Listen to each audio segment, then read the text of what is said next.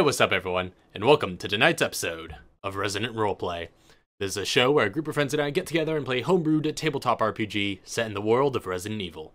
I'm your host and GM, and welcome back everybody. Yep. There, now they can see it. Alright, so I think this might end up being a bit of a brief episode. Mel is apparently going to be coming in. Wasn't sure about that for a moment, but he is feeling a bit sick, so we'll try to keep this light. Plus, I've been super busy and haven't had as much time to prepare as I would like. And also, not to mention, that coronavirus is going around, and because of that, a lot of people are flocking to a lot of online spaces en masse, and apparently Roll20's taking a big hit from that.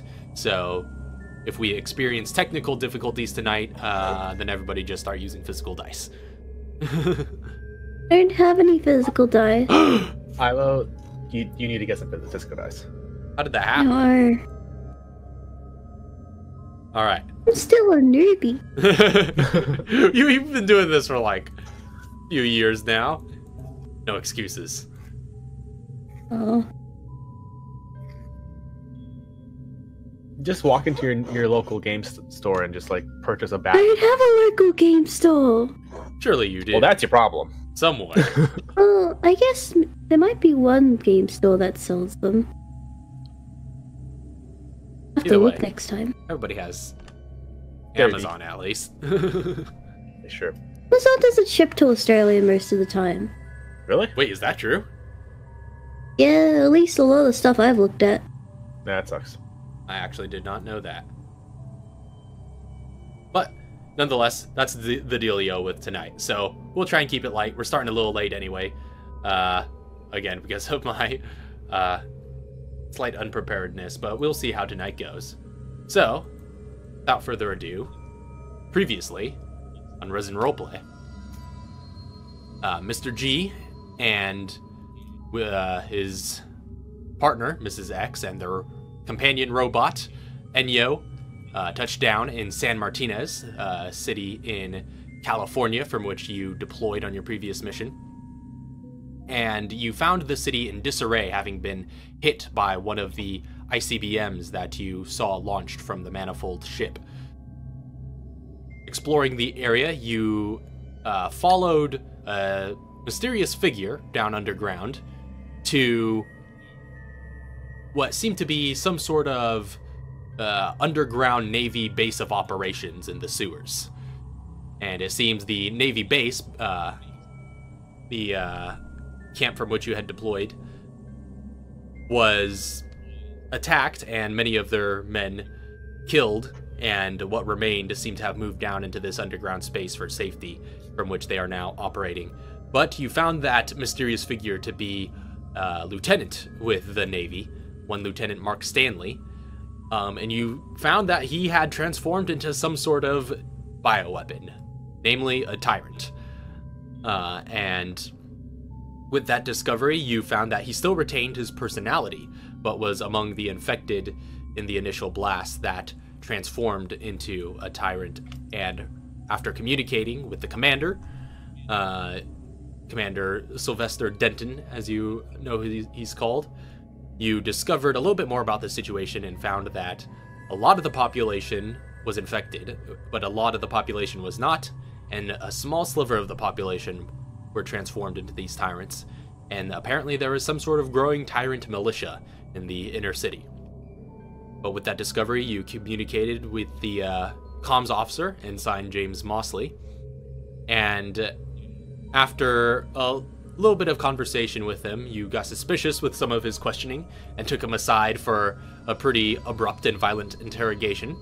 I guess it wasn't really violent. You guys threatened him a lot, though. We should have shot him. But with all of this hubbub, you attracted the attention of the rest of the Navy base, who, seeing you shaking down their ally, went ahead and intervened, especially the big friendly tyrant, Lieutenant Stanley. And this gave the ensign opportunity to escape with your hard drive of manifold intel in hand, and with a persuasion roll from Mr. G, you bought enough trust for Enyo to get by and chase him down. But Mr. G and Mrs. X are still behind at that Navy base, being watched after by the Navy guards. But Enyo embarked on this big chase scene, chasing Mosley throughout the city, back up to the surface and through the streets, as a bunch of zombies and monsters were attempting to strike at you both.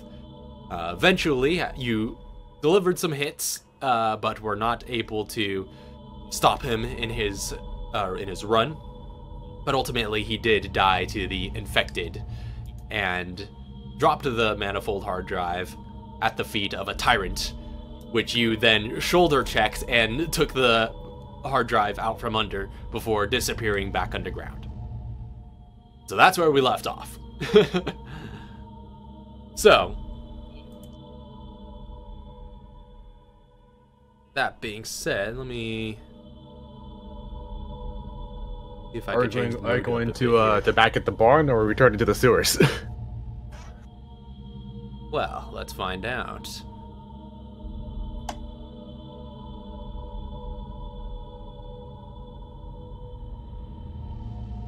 Hold on, stand by.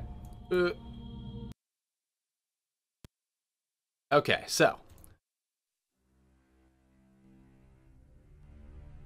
immediately in the aftermath of those events,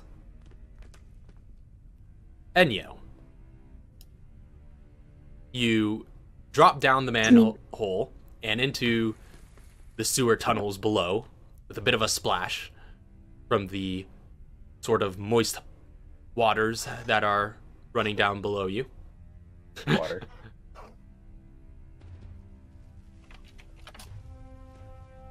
You seem to be in the clear, but you hear many steps still above you of a large crowd moving.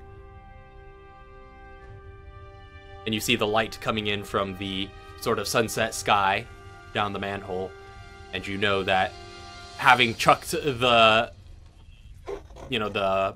top aside, that area is still open. Are you still moving? I think you were actually in transit in when we last left off. Actually, I think we were just past. Actually, yeah. You jumping down. I think you were, because you looked for the. She ran base. And got lost. Right, you ran and looked for the base, and got lost. That's where we left off. I forgot that minor detail. But so you gave a look around for the base, but your systems were not quite enough to trace your way back there, and now you're not quite sure where you are, except that you are a good distance from where you started. And you go down a bunch of winding corridors that all kind of look the same. You've been running for some time now. She's going to try to find some sort of map of the sewer system. Okay, make an investigation check.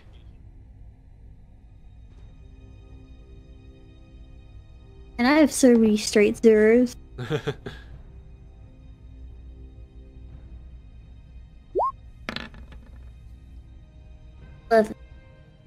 Alright, you head forward with your sort of dark vision sensors activated, searching for something that might be a map or some sort of layout of the sewer systems.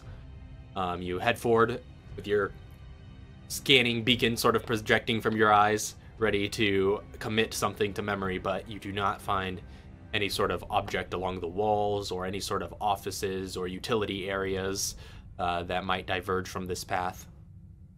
But as you're going along, you spend a little bit of time searching for such a thing. Lose a handful of minutes to it before you hear two loud-sounding crashes coming from a nearby corridor. I don't like the sound of that. She's gonna quietly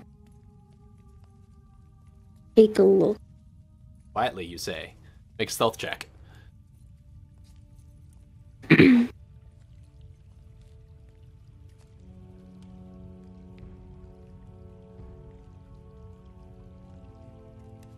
one good roll. Come on. All right, 12. 12 is still fairly decent for a natural 3. Wow. Oh, wow. All right.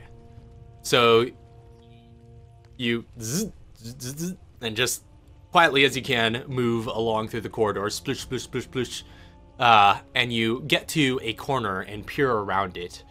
There you see silhouetted by some sort of work light, 2 large figures. Both of them tall, humanoid, pale-skinned, covered in rags of sorts, with claws at their side. Both seem to have jumped down a access sort of vent or manhole like the one that you came through. You see them both having just freshly landed in this area. You're peering at them from afar. You see them look to one another, make motions as one seems to wave about, and with that they spread out and almost go into what looks like some sort of searching pattern.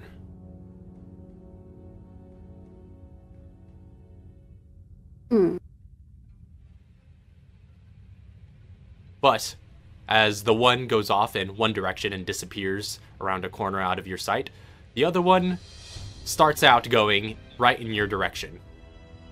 And you hear its heavy footsteps. And you kind of, when you see it start heading in your direction, you kind of pull back around the corner. But just after you do, you hear those footsteps start accelerating as they might have caught a glimpse of you. Oh, she's gonna bolt. All right, Usei nuts and bolts back at it again. All right, so you take off running, and you hear those heavy steps hot on your heels. Are you just running, just like aimlessly going down different corridors?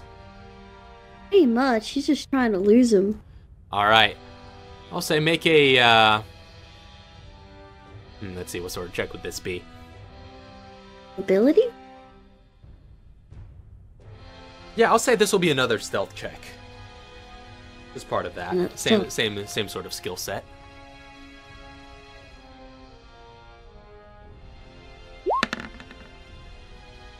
Come on! Okay, so you run and duck and dodge around various corners until at last you go around a few sharp turns in such quick succession, and then see some sort of pipes off to the side from which you slip in between and kind of find a little hidey hole behind which you contain yourself, and then you just set yourself still, stop as many of your gears as you can afford, as many of your moving parts, just go into as low power of a crouch as you can muster. And you hear those heavy steps coming in behind you as it's running, giving chase. And peering out from between these pipes, you see that large, pale figure coming down the hall in which you just were. And it stops right at in front of the pipes from which you're peering. Slows down. Still walking, just slowly. Looking around. Oh, she's scanning, hiding. looking back and forth. Use an action sense infected. Alright. So, and what infection origin can you detect with that again? T-virus. Was that T-virus? Yeah, T-virus. Okay, yeah. So you definitely sense his presence, this tyrant in front of you, this large sort of lumbering figure. You do get a little bit more, you do get some other pings, none as strong as this tyrant in front of you, which is just pure T-virus, just radiating out of it as it just lights up your sensors like a beacon. But you do find some lighter pings here and there, sort of emanating out of some of the walls. You get the sense in some other nearby chambers there are probably all manner of T-virus creatures lurking about, smaller ones, but still, these sewers seem like a fairly dangerous place. But you do not sense, again, any other presences as strong as this one on your sensors. But as it stopped, kind of looks around, looks down, almost like it's tracking. Takes one step. It's dangerously close to the pipes in front of you, but you are perfectly still. Looks around. Looks at these pipes in front of you. But then there's a slight splash down the corridor, and its head just jerks in that direction. Then it kind of trepidatiously continues down the path and eventually goes out of your sight. She'll wait a few more seconds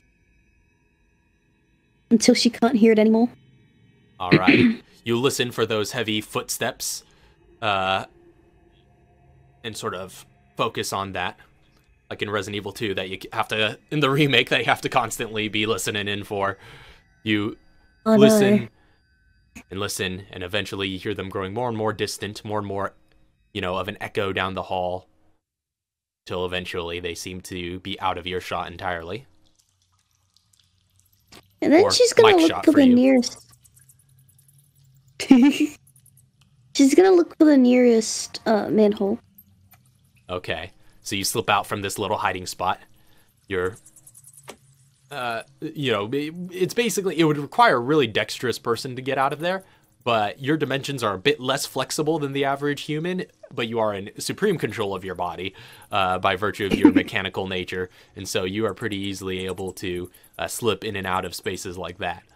You, like a friggin' metal-jointed ballerina, slip out from between those pipes, and return back into this dank, dark hall.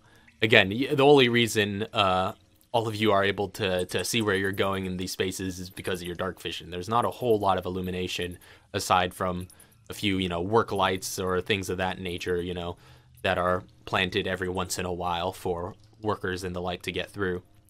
But in these areas, they don't look very well traveled. And so you slip out and start reversing back down the hall. And what'd you say you were doing again? You said you were looking for... She's looking for the nearest manhole. Okay. You start looking around and keeping your eyes up, looking for some sort of way of escape, any sort of ladder that looks up like it's leading up to something. Make a perception check. I think that's flat. Oh, it's not.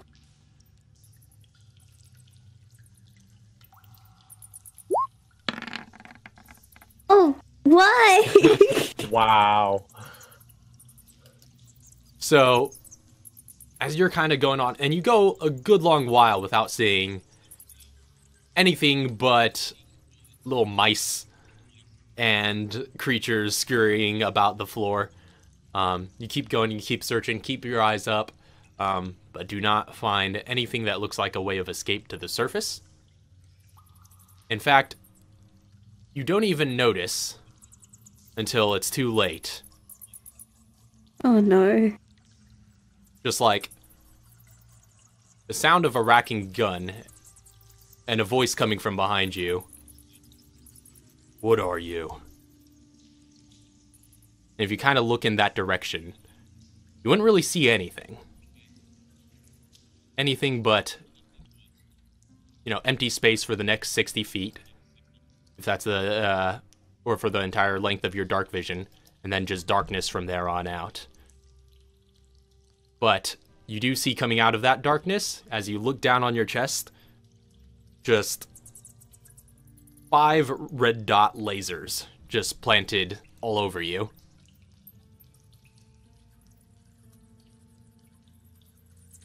Do these guys look like people? You don't see anyone. You just see darkness and 5 Oh. red dot lasers on your body.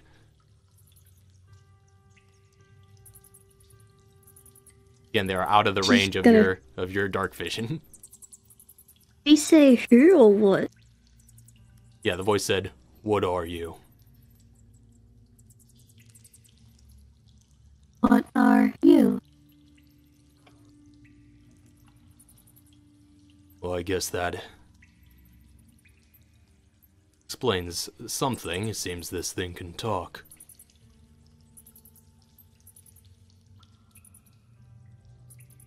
Identify yourself.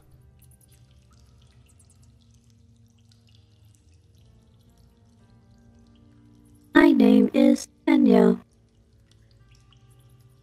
Who are you? And you see one of the red dots sort of disappears from your chest. The other 4 stay trained on you. As one figure steps out of the shadows, the other red dot still closing in behind him, on like either side of him, and staying trained on you. But you see this one figure approach out of the shadows and into your view. A man with shoulder-length black hair, wearing a gas mask and a dark tactical trench coat draping down his body. And you see him, he has like an SMG in hand, just sort of at the ready. And this figure from behind his gas mask just says, "You're not in a position to be asking questions. Seeing as you're," he kind of looks around, "on the run from these tyrants, makes me think you might at least be the enemy of my enemy."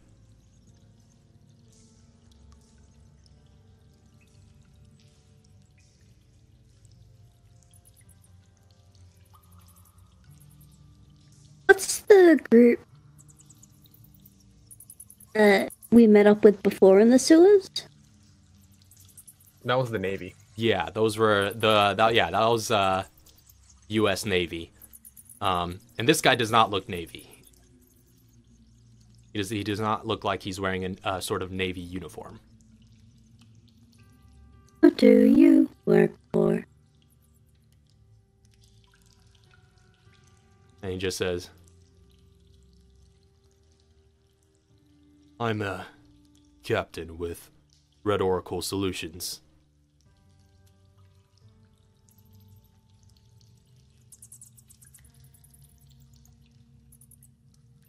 Have you heard of us? It seems.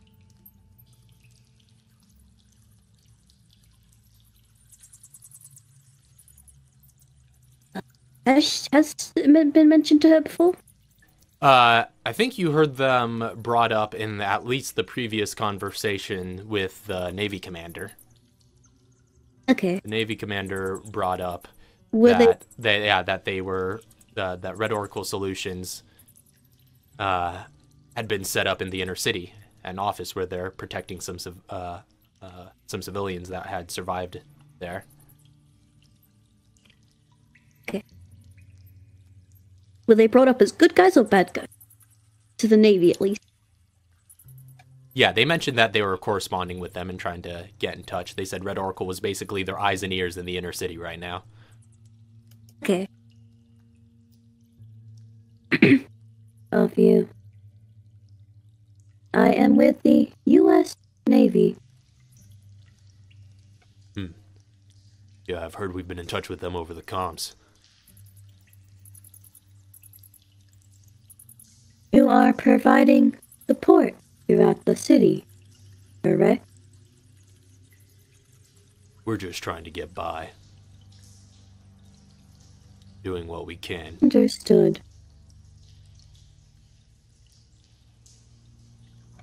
But if you're... Do you know where...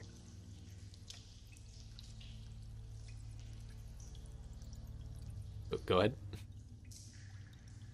Do you know where the U.S. Army are located? Not around here. My tracking system is not working at all. Functioning. Well, as much as I don't like the idea of old Uncle Sam working on robots, at least that means, for the time being, you're on our side. The Navy base is a good distance from here. It'd be difficult to get back by sewer. But the Kelly Systems office is pretty close by. I can escort you there and you could get in touch with them from our comm system. I would appreciate that. So this thing appreciates too. And you see him just like raise his hand and do like a hand motion. And a bunch of just like stealthy tactical figures come out of the shadows as the red dots disappear from your chest. And he's just like, and they start approaching to you a bit more, still kind of cautiously, but a bit more optimistic now and friendly. And then he says to you, or he says to one of his nearby compatriots, not necessarily too loudly, but loudly enough for you to hear, just like, keep an eye on that thing. He says to you, stick close. We're heading back to the Kelly Systems office. Understood. And with that, he starts leading the pack as you start navigating your way down these winding corridors. And they seem to be doing so expertly right now. They seem to have a greater knowledge of the layout than you had just wandering around. So, meanwhile... I like to think she ran so fast and so hard, she's on the other side of the city right now. Meanwhile, back at the Navy base, Mr. G and Mrs. X are being escorted at multiple gunpoint down the... No, I'm leading them. through the sort of underground hideout that they are set up at. All eyes are on the two of you right now, as basically the entire brigade is, so to speak, is leading you onward at the end of a gun. And business as usual. Yeah. And what has transpired since then is, first off, Mr. G, I've noticed that you're short a hard drive. Yeah, so now I understand what entirely is going on now. Yeah, you have a little bit better of an idea. You don't know where Enyo went. You don't know where Ensign Mosley went. But you do know that you're short a hard drive. I don't know where they are individually, but I know that he's on the other end of her fist right now. So, and during the sort of discourse that transpired afterwards, you learn that the sailors are looking to escort you back to the commander as a sort of judge over this situation. And you know, all of the guns trained on you are enough motivation to go along, but specifically so the large tyrant that is sticking right close by to you and leading you on as well. So you step back into the sort of command room where you had first met with the commander, and the situation is explained to him by one of the sort of higher ranking sailors, and he just looks at the both of you and just says, "All right, so I'm ready to hear your explanation for this whole ordeal."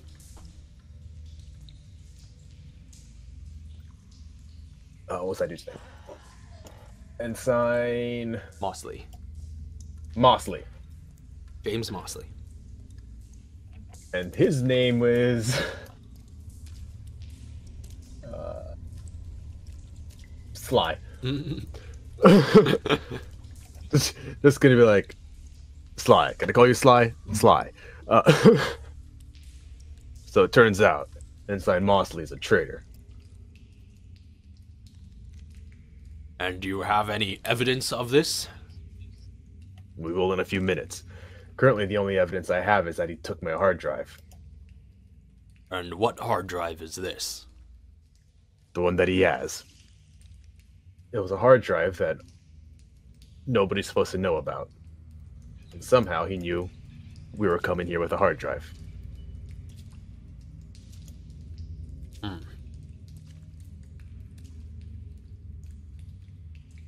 I see. And you believe that he is working for whom? Who would know that you have a hard drive and be eager to acquire it? Well, if you want an honest answer for that, you're going to have to sit down and listen for a long time. We have a lot of enemies right now, if you didn't notice. Yes, it seemed that's the case. How familiar are you with, do you know anything about where these missiles came from? Not too much. Lots of names are being flung around. I'm sure we'll have someone claiming responsibility soon enough.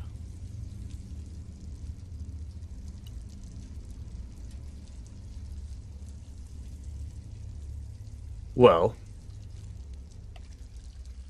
the people who launch those missiles have eyes everywhere. It would only be reasonable that they would have an insider on every team, on every Navy base throughout the West Coast, throughout the East Coast. Would have been no problem to figure out which one we were embarking on and which one we were coming back to.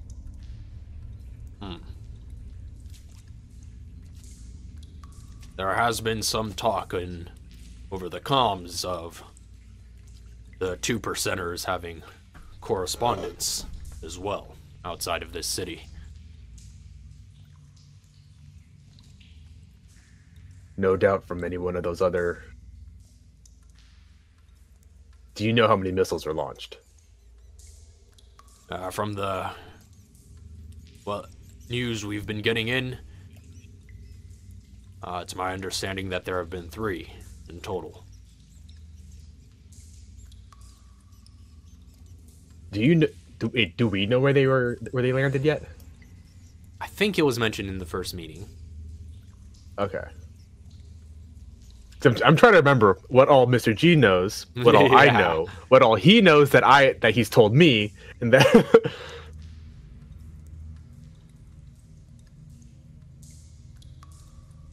Yeah, looks like this is all one big play, one big push. It's only going to be a matter of time now before we're going to be hitting all-out war.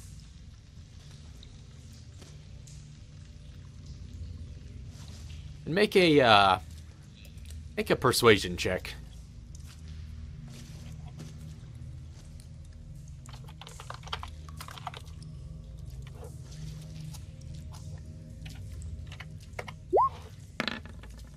$19.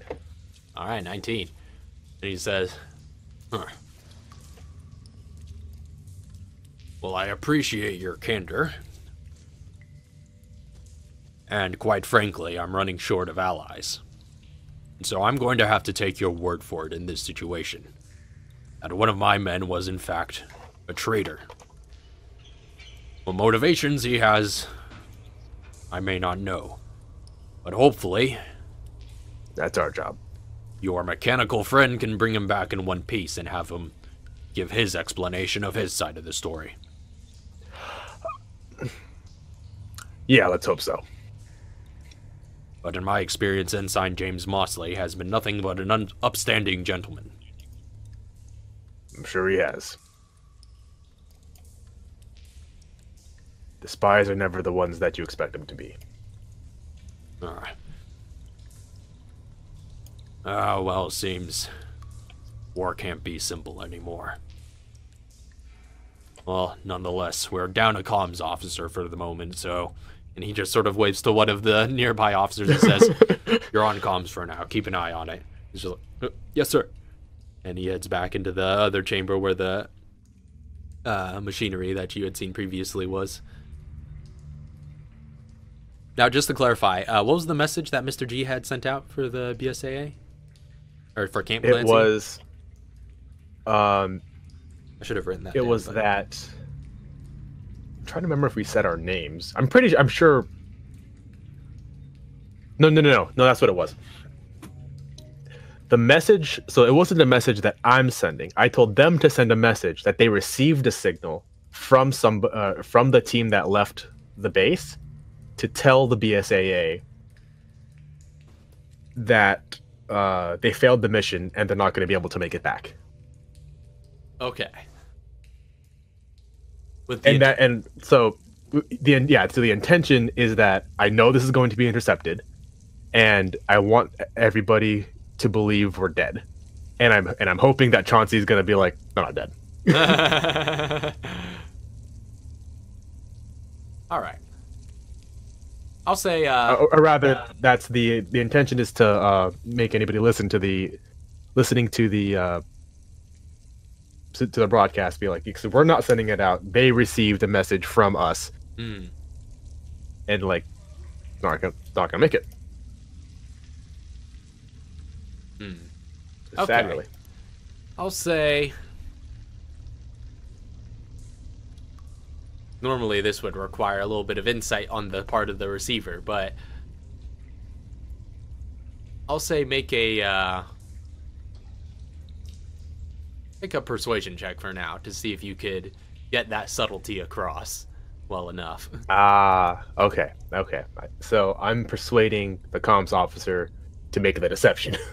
Well, you're persuading.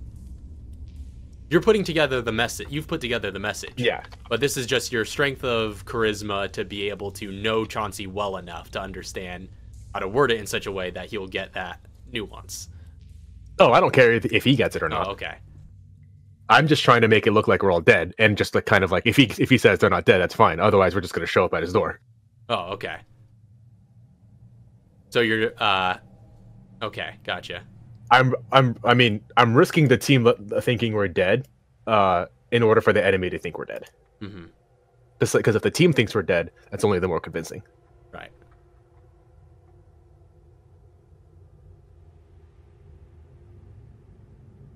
Okay.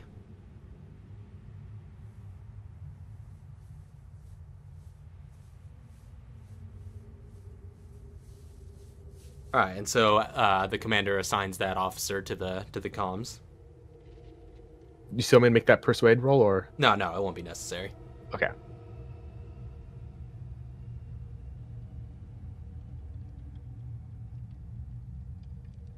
Okay, so he signs that officer to the comms, and he just says, "All right. Well, if we're being candid, then allow me to be candid in turn. Like I said, we're running short of allies. This is a battle that I intend on fighting. Battle to retake this city. I need to know where you lie in all of this. What are you looking for? What are you here for? What is your goal right now? Getting that hard drive back. And after that?"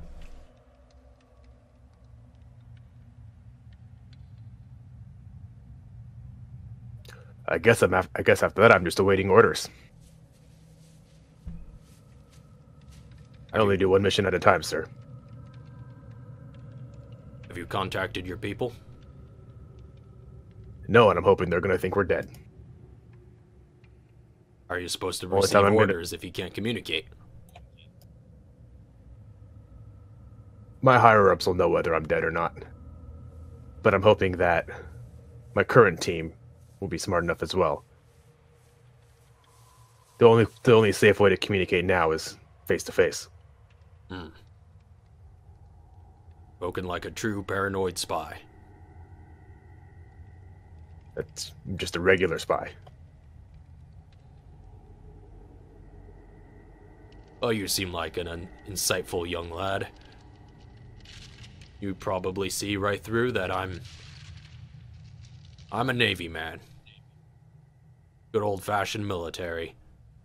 I've never trusted spies much, but I see their value. And I don't trust you. But I trust that you can be useful. And it seems for the time being, our goals are at least slightly aligned. If at the very least we want to survive this whole ordeal here in this city. But it seems for now that we're only left to play the waiting game to see if our compatriots come back. And if they don't, then you can go looking for them under our supervision.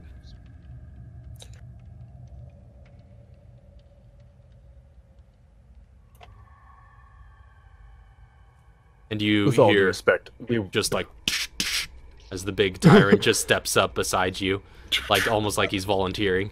It's like, with all due respect, we work faster alone. Looking at Mrs. X. Yeah, it's usually a lot quicker if we're by ourselves. And he kind of draws a lot of attention. Well, if you've seen what's going on in that city, you'll probably recognize that you won't make it far without being seen by something. Well, I can make it pretty far before things are left alive to start seeing me. If that's your attitude, then I'll make it known that I'm not giving you much of a choice in the matter. That sounds like an order to me. Then we wait. And so you all wait. Minutes go by. Hours, eventually. I'm just playing cards with random people, just getting to know them. Subtly acquiring dirt on everyone I possibly can within this within this little base. I mean, what are you now, level 12, Mr. G? Like, level 12 Mr. G could pretty well ingratiate himself to any of these ordinary sailors. They're quite common folk, and they, you know, just as soon as you start hitting them up, they're more than amicable to the camaraderie. Actually, you know what I'm gonna try to do? I'm gonna try to see if any of them are related to any of the gang members I know. Oh, networking. Oh, I mean, more so just like, yeah, it's networking, but just like, if I need to hit someone up, it's like, yo, I know you're good with a gun. That's two people good with guns I can connect. Another charisma investigation check. Oh snap! Oh, that's actually really good. Yeah, we've done these before, I think. Yeah. In the meantime, ooh, that's actually really good. That's really good. But in the meantime, all this is going on. Mrs. X passing the time in any way in particular? No. No, she's just there. And if there's like any, yeah. And if there's like any, anything or like Mr. G's like, I don't like this, she'll just be like, oh no, I like the big guy. The big guy really nice to come along. Sees some of your knives. Yeah, you think so? And he kind of eyeballs them. He kind of like holds his palm out, like he's asking for one. One of the knives? Yeah, one of your knives. Give him the kitchen knife. Yup, she's just like, hey, you want to know? You know what? I'll give you this one.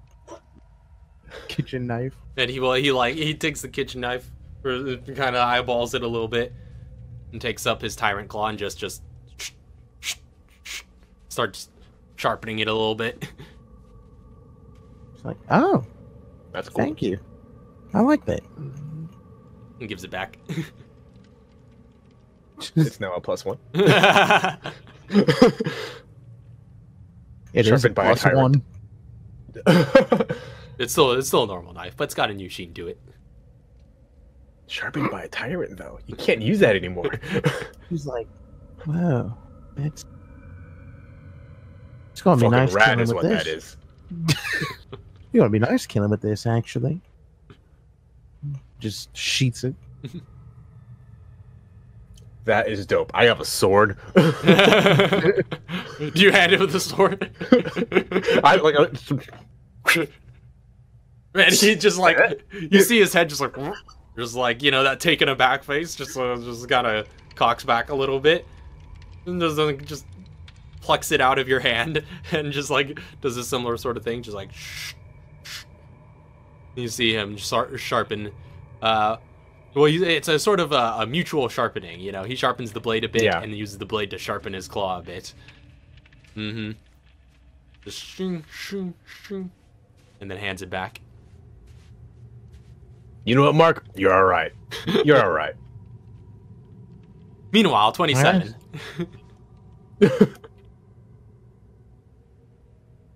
So, you spend some time about the camp, speaking with some folks, getting to know some people, put out some feelers, drop some names, and, you know, you have one guy who, just like seeing, like finding out which neighborhoods people grew up in and being like, you know, trying to connect. Like, oh yeah, I know this guy grew up in that neighborhood too. Let me see if he knows him. Oh yeah, yeah. And you see one guy with sort of, you know, buzz cut hair, you know, sort of seems to catch wind of like what you're talking about. It's just like, oh yeah, I had some, you know, one of my cousins, real bad seed, that one. You know, he kind of got caught up in that old biker gang as well. He's been in and out of prison a few times. You know, they tend to get a hold of people like that. Yeah, they do. Hold on. What's his name? Yeah, he goes on to like explain basically his whole pedigree, basically, and how he's like the one white sheep in a black sheep family type of situation. Yeah. Went straight, went to the military. You know, military Turns trained out I him know straight. his entire family. Yeah, yeah. Turns out I know it's his whole family. I'm like, yo, dude, I know every single person you are related to. Yeah, we used to hang out all the time. Yeah, it's great. I haven't seen him much lately. You know where they are? Well, they're a little bit nomadic from what I understand, you know how it is. From what I understand, they come through San Martinez every once in a while, mostly based out of, you know, LA, and a little bit, you know, some other places upstate, things like that, but they move around.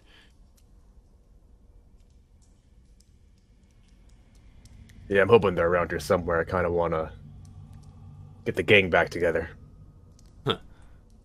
Well, I would hate to see that gang on the streets, all back together in one place, but to be honest, right now we could use a little bit of good old-fashioned neighborhood enforcements.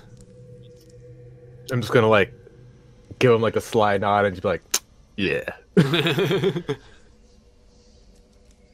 I'll tell you right what. now, it's gonna take a militia to beat a militia, and I know a couple of guys who are down for a fight. I hear that. Sounds like a good old-fashioned American battle, if you ask me. Never thought I'd ever find myself fighting alongside that particular cousin, though, when I first enlisted. Yeah, that's the thing with all the strays. Sometimes it just takes a little bit of a good leader. Says, yeah. Well, I'll tell you what, you know, I got, and he like, fishes out his cell phone. And you don't seem to be getting any signal while you're underground. And he seems to be preserving his battery life. But he turns it back on long enough to fish out that dude's number out of his contacts. And he's just like, hey, if you ever get a clean signal and you got batteries left, feel free to try and get in touch with them. Oh, dude, thanks.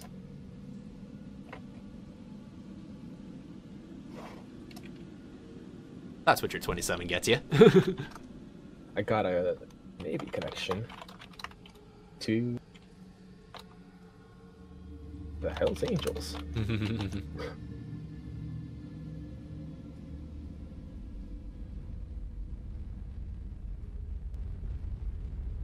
Alright, so as the hours drone on, eventually gets kind of later in the day, and you get the sense that Enyo and Ensign Mosley aren't coming back. Means it's time to embark on a search. And the commander meets with the two of you again and says, alright, so you can leave here. You go out and look for that hard drive and your robot. If you find Ensign Mosley, bring him back alive. Lieutenant Stanley will make sure of it. Also, get the chance, try and connect with our allies. You know, up in Uptown. And he gives you the address of the Kelly Systems building, office building in Uptown.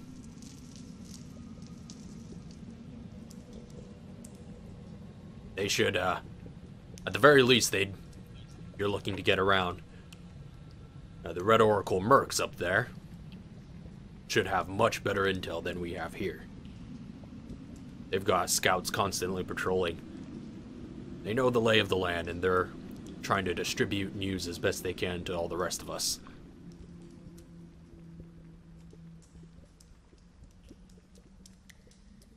Now, whatever I may say about mercs, they're good at what they do.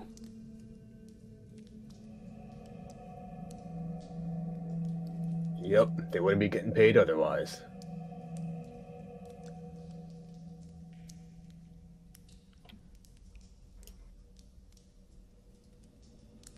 Any other questions?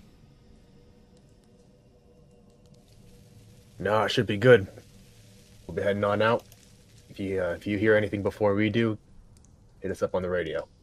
He says, understood. Keep your comms live. We've got our comms officer here. We'll let you know if any pertinent communications come through. In the meantime, well, and he kind of checks a wristwatch and he says, well,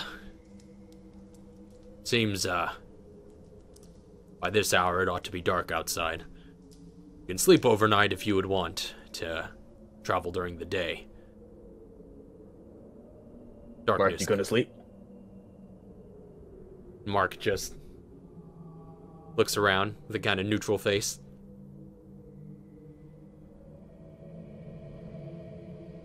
Alright, sounds good. We're moving. Moving at night, huh? Me and X work really good in the dark. Yes, we do. So be it. Hope to hear you reporting back here soon. You'll hear from us one way or another.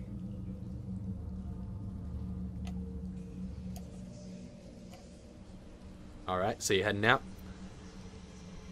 So I'm actually looking, and I don't know if I can find it. I can't find the name of the Red Oracle that I have hired personally. Oh, the one from one who worked for... Johannesburg? Yeah, the one who worked for Ibram. Let me see if I can find his name. I could bring it up here, but in the meantime, are you doing anything to sort of fill the space? Anybody else can do anything? Because I'm just going to call him once we get up. Okay. Nah. Alright, so you traverse the sewers and sort of find your way to manhole and make your way back up to the surface. From here, it's actually pretty straightforward. They would be able to, and especially with the Tyrant Lieutenant Stanley guiding you, you'd pretty easily be able to get you back to that manhole at the Navy base. But you head back up to the surface, and indeed night has now fallen. It's dark out. There's some, automatic floodlights and stuff that are on around the Navy base, so it's pretty well lit in this area. But outside of that, the streets are looking dim. Also, some street lights on and whatnot, but again, darker than the day. Let's see. Also, it's worth noting, as soon as you, not as soon as you get to the surface, this actually happened earlier when you guys surfaced with the submersible. But if Mr. G has his phone active, then he would probably get a bunch of notifications from Katara regarding a new target.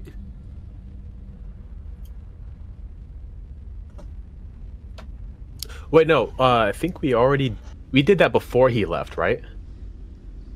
Yeah. What was it?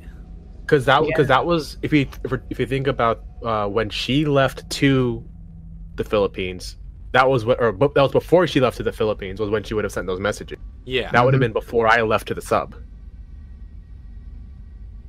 I thought the her leaving for the Philippines was pretty soon after that. Okay. Yeah. No, Because you left for the sub a while ago. Because I remember it was... Because is this, like, Katara just leaving to the Philippines at this point? At this point, you're already at the Philippines. Yeah, she would have sent it before, because she sent it while she was still in the house. That's what I was thinking. Because it yeah, depends on this how is while long she was ago still in the while she was house. in the house. So would that have been while I was on the ship, I would have got those messages. Basically, yeah. You're already at sea when those messages arrive, but you just didn't know until now. now. In the submersible. Yeah, Okay, you didn't know until now, until you got back to the shore earlier this day. Mhm. They didn't come through.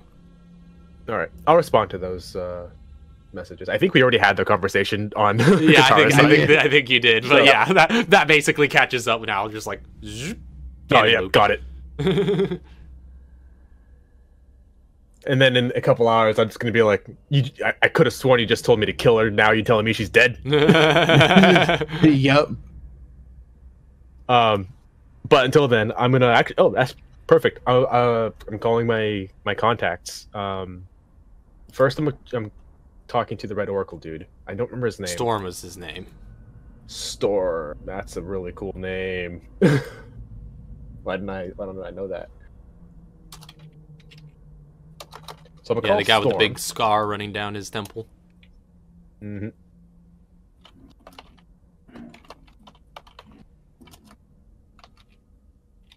Yeah, I'm gonna call up Storm. All right, so you call him I'm up. gonna tell him. I'm gonna ask him if he knows who is currently, if he knows any Red Oracle people currently working out of San Martinez. All right, you call him up. Also, wait a minute, no. Mm-hmm. I'm just gonna ask him for the headquarters, or not? No. That's not their headquarters. That's just where they're currently stationed. I'm asking if he knows the number for Kelly Systems. Okay. So you call him up and do manage to get in touch. I'll say roll a D100 a couple of times really quick. A couple of times. How many? Just twice. Twice? Well, only one of them went. No, they both. Oh yeah, only one of them showed on. Yeah, the roll, one of the but dice. Yeah. both in the chat. So 42 and 7. Okay, so you're at about 42% battery life on your phone. That's not bad. So It could have been worse. So yeah, you call him up, and he's just like, "Oh yeah, I heard that's all going on down there. Yeah, Red Oracle Solutions have been hired to safeguard Kelly Systems Corp, at least their office down there. I could access our directories and pretty easily get that over." Yeah, just let me know if you get their number. We have their address. I just want to contact them before we head there. Understood. And also, I got a heads up on between him and me, we probably have like a whole code going on now. So I'm just gonna be like, got a heads up on a new client.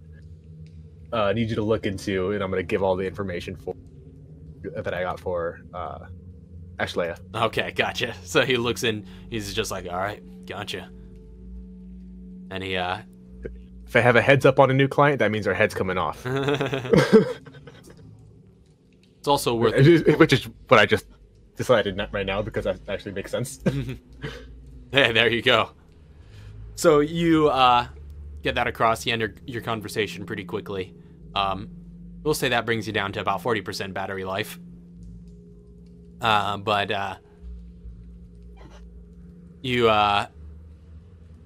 So he's getting to work on that outside of it, and you pretty soon after receive a text with the phone number you're asking for. Mm-hmm. All right. It's also worth noting that before you guys would have head back to the surface, you would have gotten a bit more details from the Navy folks communicated to you about their understanding of the situation and how they've been going about, and how they've been moving. From what you can understand, everywhere in the city is dangerous right now. So are we. Yeah, and the safest, obviously the safest places are those safe sort of strongholds, between the Navy base and the Kelly Systems office. And the ones that Red Oracle run? Yeah. And, but everywhere is dangerous, but Evidently, while difficult to navigate, the sewers seem to be a little bit safer than the surface, which is why they're based down there. There seems to be significantly less activity down there. Basically the trade-off is you could go by surface, you could travel by surface and get to your destination quicker and more assuredly. But there's gonna be a lot of enemies to get by or possibly fight. Whereas down below, there's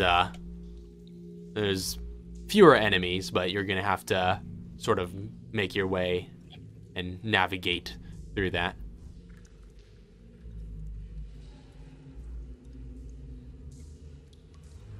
Well,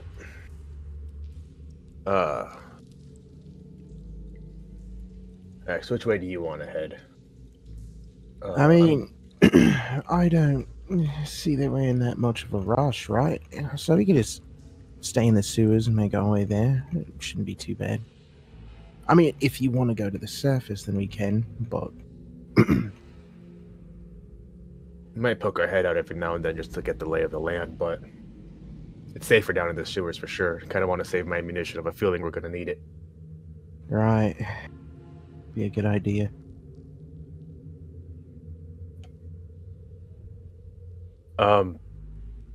Actually, while I'm still up here, I do want to make one more phone call. I just remembered. I want to. All right, yeah. That's the other plus is you only get signal on the surface too. Yeah. I want to contact the dude's cousin. Oh, okay. So you hit him up. You can just hear back. Hey, what's going on? Yo, it's Mr. No, wait, no, he doesn't know. That's not my name. Yo, it's Jason. Do I know you? Yeah, man, we knew. And I'm just gonna talk about how we used to hang out back in like '98. Oh yeah, yeah, '98. Oh man, yeah. Oh, those were wild times. Dude, tell me about it. I haven't ridden in a long time. Speaking of which, where are you right now?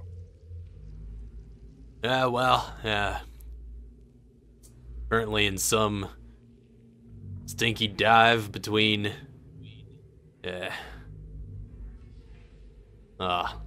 just outside of San Diego, actually. That's pretty good. So you've been hearing everything that's going down in San Martinez? Oh yeah, it's my hometown. I'm following it very closely. Yeah, I just ran into your cousin actually. He gave me your number. Which cousin? You know, and then I guess I'll basically just say the freaking the square one. He's like, that's Straight Arrow. Yeah, that guy. Yeah, I just ran into him down in the hiding out at is it Camp Martinez? Naval Base Martinez is what it was. I think. Naval Base back at Naval Base Martinez. Yes. You know he's in the military now. Yeah, I heard about that. I'm glad to hear he's still alive, though. Yeah, he's doing pretty good. He's actually. I mean, hey, the military is keeping him on the straight and narrow. That's good for him. But it's not why I called you. I need you to gather as many people as you can. I need you to come down here. I need you to get our old group back together. As many of them as you can. What, you trying to recreate them wild days? Alright. As much as I would love to, this is all business. It's real crazy down here, and we're gonna need a lot of people to keep some peace. There's a lot of families that have been broken up by this. Yeah, I hear that, brother. Mine too, mine too. Yeah, that's what he said. Yeah. I hear you. Make a persuasion check.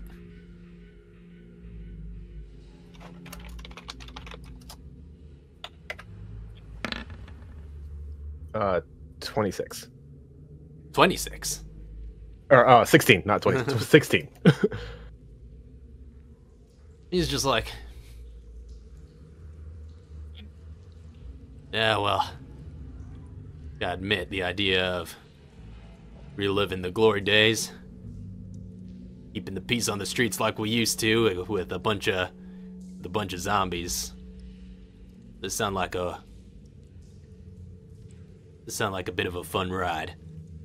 I'll see what I can do. You want to know the best part about it? Yeah. What was I going to say? I had a train of thought. Hold on, let me find it again. Oh yeah. The best part about it is that by the end of this, you're all going to be made to look out like heroes. Ah, get out of here. No, I'm serious. It's real bad down here. Everybody's looking for someone to look up to. And as soon as you guys start moving, I would love to see the mayor of San Martinez put a pin on a Hell's Angel biker. hell yeah. That'd be quite the... that'd make them look quite stupid, if you ask me. Get a bunch of those 1%ers, stick it to these 2%ers down here. Like I said, I'll see what I can do. Put the word out. Yeah, get with as many people as you can. Hit me up when you're getting close. I've got a plan. Will do. And then my battery dies. You're down to a really long phone call. You're down to about 35%. Okay, 35. At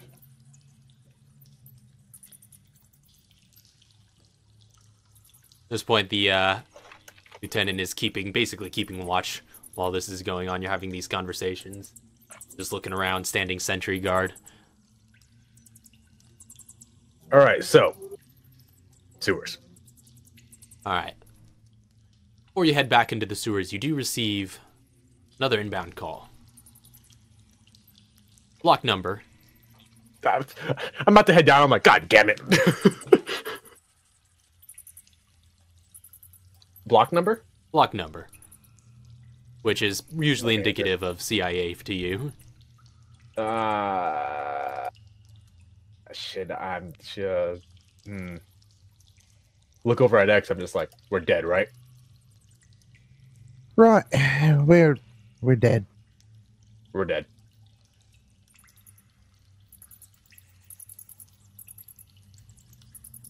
So not answering? Wait a minute.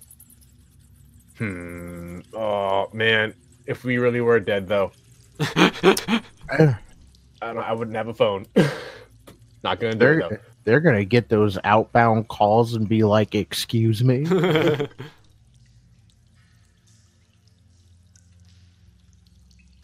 I need to get a new burner. We could probably figure something out. Yeah, we'll just drop by the store and pick one up on the way.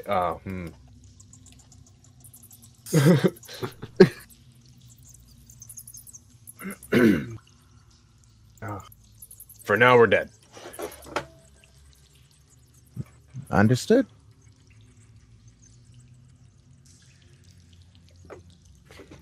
Dives into the sewer.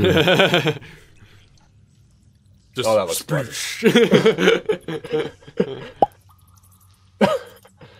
Oh no.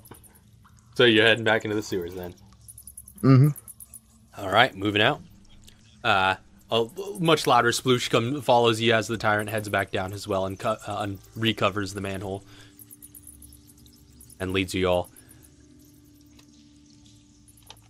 So, he gives a kind of general sense of direction and helps you all with navigating the sewers. He seems to have been moving around them quite a bit, but hasn't gone too far. So as you guys start straying further and further away from the Navy base in the general direction of the inner city, thankfully the Naval Base Martinez is at the shore. So it's pretty easy to hop back down and pick the direction opposite of the shore and start heading there as a start. As you get further and further away from the ocean. Yeah, as you get further and further away, I'm going to need you all to make some investigation checks. Either both of you can make one, or one of you with advantage. What's your investigate? That's pretty high. +9. Same. We'll just do a right. line with advantage. Or separately, it'd be basically the same. You're right, because it's literally the same. He's literally the same. Do you have your advantage thing set up? I do. Go ahead. Investigate, you said, right? Yeah, investigate. No, whoops. I almost Or forgot to survival, add one or advantage. the other. Yeah, no. Yeah, no. Yeah, let's just. That's actually really good. Awesome. All right. So with some initial aid in the form of point from the lieutenant as you reach each corner. After a certain point. Oh my gosh. Is his class a civilian? Never know. Oh my gosh, that would be amazing. So a freaking evolved big freaking dude just like point. Advantage. So as you reach each corner in each intersection, you get he gives you some points and then point for a while, and then eventually those points are replaced with shrugs. But the two of you are putting your heads together and being accustomed to navigating urban environments, and in this case, suburban environments, not to say the suburbs, but literally below urban.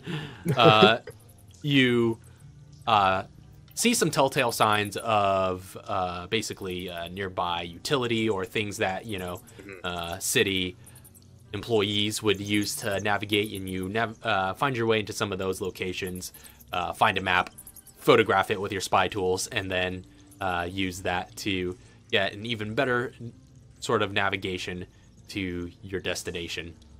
And you get the sense you start heading for one particular exit point that you see on that map that you think will get you to within at least a few blocks of that office and basically bring you through a majority of the journey underground, which is good. It won't quite bring you up right on top of the office, but that's the closest exit you can discern. Every now and then along the way, I would like G to just pop up really quick, just very subtly through one of the manholes and see if I can see any tyrants around. I just want to get a gauge of whether or not more tyrants are appearing in certain areas. Okay, perception check.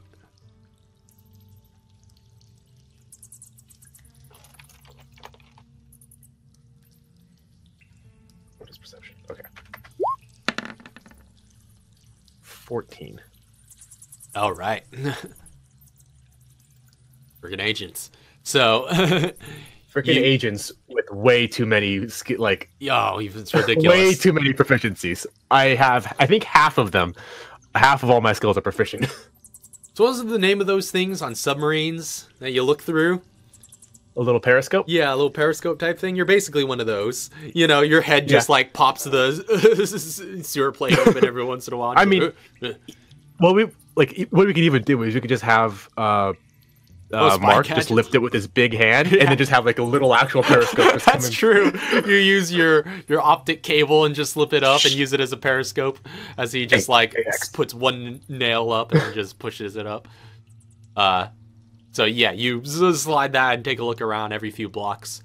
You see a lot of zombies roaming the streets. Mm-hmm. A lot like the footage you've seen of Raccoon City. You see some other creatures, lickers and things of that nature roaming around. And you do see one tyrant along in your journey. But they're sort of traveling around, and they seem for the most part to be left alone by the surrounding infected. But you don't see any more than that, and you can't quite discern if they're concentrated in any one area or not. Okay, that's also information though, because if they look spread out, that means we shouldn't expect to see any more than usual coming up at the other end. So you continue along, mm-hmm. and we pretty much made it to Kelly, where you just have to get up and go down a couple blocks. Yeah, it's a good few blocks away, but it's again as close as you're gonna get. It's just gonna be a bit of land travel to get there. So, going along on your way, you travel down some corridors and then go along. Were you going to say something? Oh, yeah. Are we there yet, or are we heading there? You're on your way there. You've plotted a course. We know now. where to go. Yeah, you know your destination, but you're still traveling. Okay. All right. So you continue along. You head down a corridor. You head out a door that is at the end of one hall. That door brings you into a larger open chamber. There are raised walkways lining the outer walls, and at the center, which is basically the bulk of the chamber, is a deep, murky, trash and other waste elements-ridden pool that basically arouses a foul stench in here. But the ceiling goes up quite high in this chamber, and there looks to be other, sort of holes that are like feeding more water into this area, into that central area. But you're on one of the raised walkways that are out of that pool of murky water going along.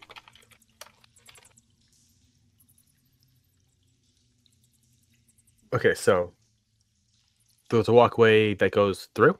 It goes, basically, it lines the outside of the room, of the chamber. Oh, so in the middle, and then the only way to go. Yeah, you guys are just walking along the outside. And what's the marching order here? Big guy first. All right, big guys first. And then we're going to be like, all right, Mark, lead the way. Stealth.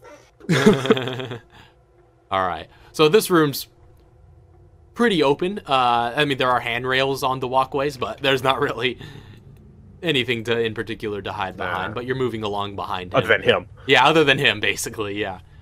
And he courageously leads the way, as seems to be his disposition, generally speaking, as he takes a step forward, that sort of cloak, waving behind him. And he just keeps on walking on, just kind of going along at a casual but brisk pace. And as he's walking along, keeping an eye on the water, a bunch of sort of muck in those dirty waters starts to shift. A massive amount of it starts to shift. As suddenly, out of all of that waste and muck, emerges two large sets of teeth of what looks to be a giant alligator-like creature. Lunges and sinks its teeth around your large friend. Nah. I thought those things only existed in New York. He doesn't take any of the necrotic damage. He does take 23, a hard nah. 23 points of 23 points of piercing. And as it sort of and he's also grappled. No, he's fine. And restrained. No, he's fine. And as this sort of rude awakening happens in this sudden moment of intensity, you hear a bunch of sort of creepy crawly sounds along the wall. As you look up, you see coming down from the darkness above a bunch of spiders and almost you see a bunch of spiders climbing down the wall. Large spiders, larger than any normal spiders. These are mutated T-virus creatures, and coming up from the waist also are snake-like sort of worm creatures that are just curling along and coming up from there. So all of that's no. All of it. Every single one of them. I need you all to roll for initiative. We're talking like a bunch of them. Well, let me give you some visual here. Because, like, depending on that will depend on the reaction. Yeah. So, oh my gosh, what is that's a T-Rex, not an alligator. So I'ma have to say nah. It was nice knowing you, Mark. Bonus action disengage.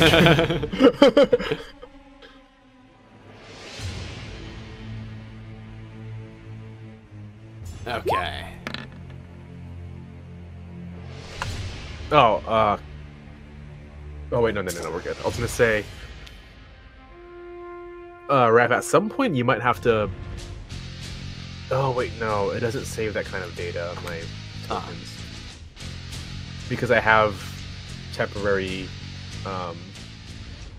numbers on my red and blue markers for my ammunition, but it doesn't save that if I take it between pages. Right. I should be. I mean, by now I'm definitely all reloaded up. I'm pretty sure I did that before we left the sub.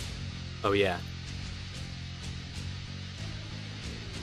Oh, also total negligence on my part. I forgot to mention the quick retcon. The medic at the Navy base did also give you a yellow herb as sort of medication to take along. Okay, you're right. I totally forgot. I was about to ask, and then we got caught up and intervened. Yeah, I know. I had a lot that I was trying to keep track of on your guys' way out, but he totally got you that. Yeah, I need that. I don't have room for it though. We're gonna have to make room. I'll give him an LED torch. Okay. Wait, no. Can I put a yellow orb in a treasure pouch? What counts as treasure? No, I mean, I feel like they sell for a lot. It's not a treasure item. That'd be for medical pouch. Because like, yellow orbs are pretty treasury of the herbs.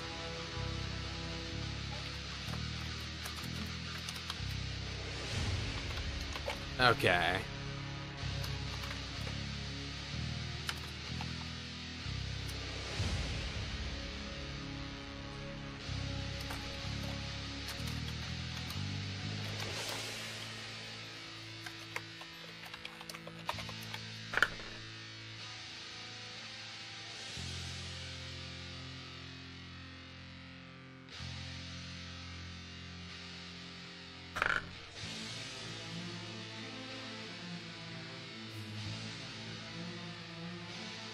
Alright, so, top of the round, the alligator is first, and I need to bring out a little bit of a thingy for...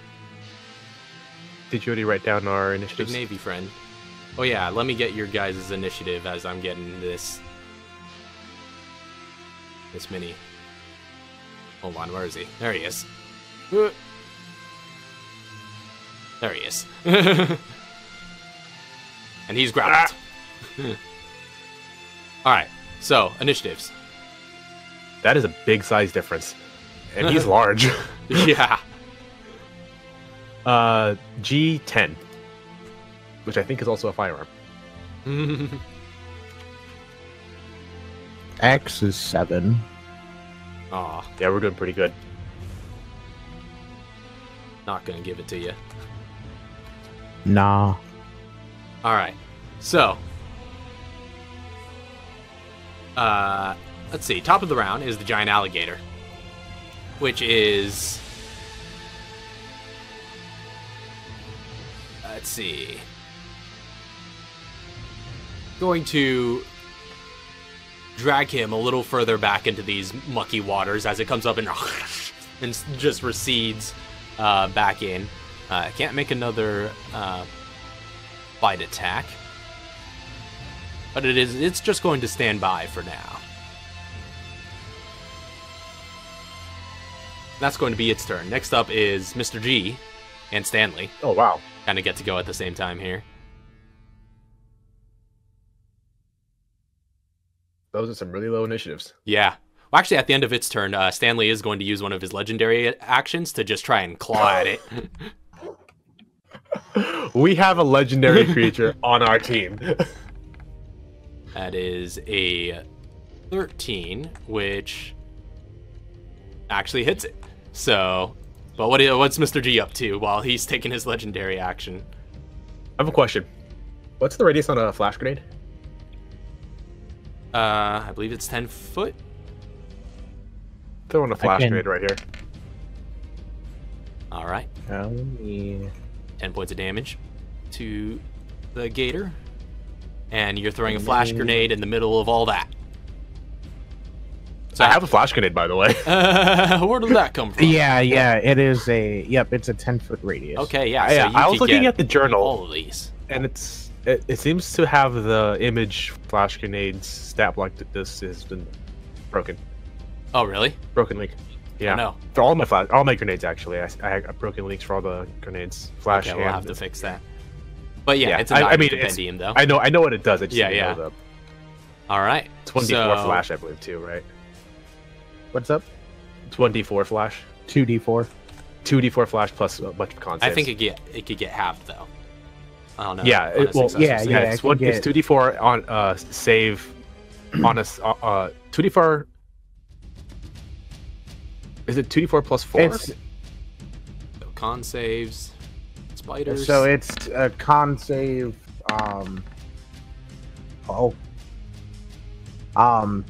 Yeah, it is a con save. If they fail, they take the full damage. And are stunned. And they are blinded, deafened, and stunned. Blinded, deafened, and stunned. Yep. Unless one of those don't apply to it. But on success, they take half as much damage, and they're not stunned or anything. All right. Does it say what the DC is? Because I don't have a cast. So it is. Oh, you don't. Okay, it's DC 10. Okay. Yeah, if you're not a caster, it's just defaults to 10. Yep. Okay. And for the worms, The the sliding worms. sliding worms. So I think that's a success and a fail for So all involved. I believe it was. If we're going in order from top to bottom, it would be succeed, fail, succeed, fail. Well, because Oh, I no, was no, doing other way this around. 2 spiders first. So it's Oh, okay. Oh, okay. it's fail, succeed, and then what was in the second batch? Fail, Fail, succeed. succeed. Yeah.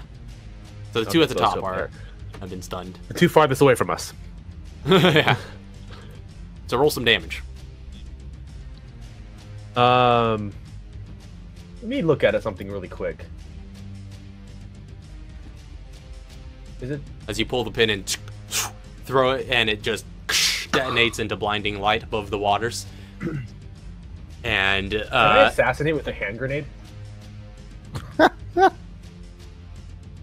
No, attack roll. Okay. No, I think you need to do an attack. Yeah. So That'd be insane. the worm, the sliding worm up here, just like starts. This worm that's sort of floating along the top of the waters just wriggles around, and that giant spider right there just Get caught in an eddy. Yeah, basically. The giant spider just seems to just like sort of stop in its tracks and is now moving about. It seems quite disoriented. So it was 2d4 plus what? 4? Just 2d4. Just 2d4. Yeah, just 2d4. Have Wow. 8. Whoa! And then 4 for the other two. All right. Still, though. That's awesome. Not bad, not bad. And they're That's almost as good as my initiative roll. And Whoa. that's 4 for the other ones. Mm-hmm.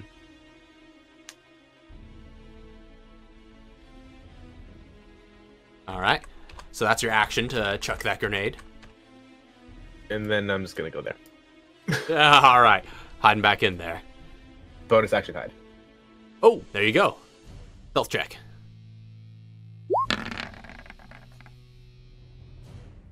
It's a 20. 20. All right. Jeez, I was on a 7?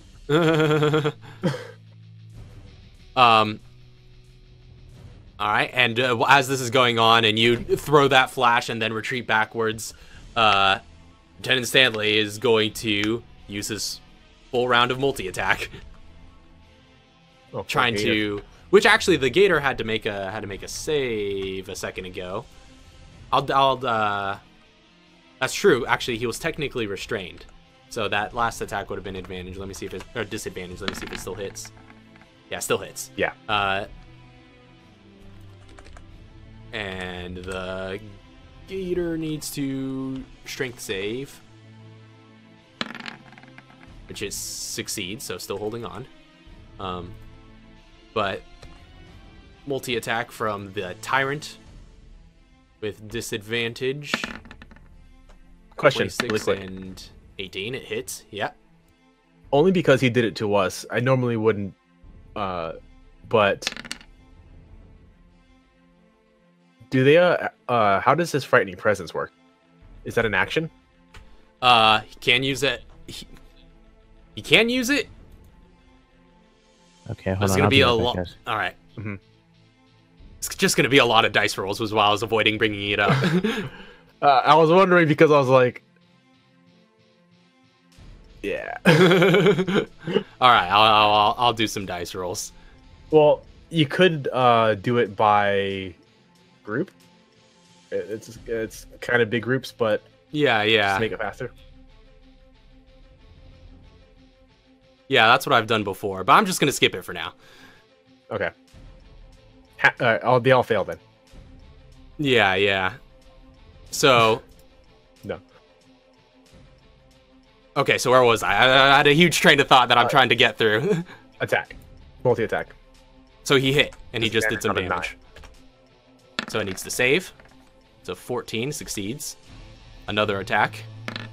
16 hits. With disadvantage. Right. Oops, that's the wrong roll.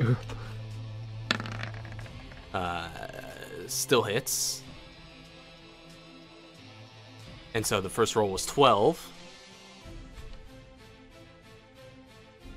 And so another save. Succeeds. So he's still grappled and restrained, but he's still managed to hit every attack. As he's just like in there wrestling with it in the waters and just like pulls its jaw back and just starts clawing at it. And that's going to be the end of his turn. Next up, the web spinners are going to act.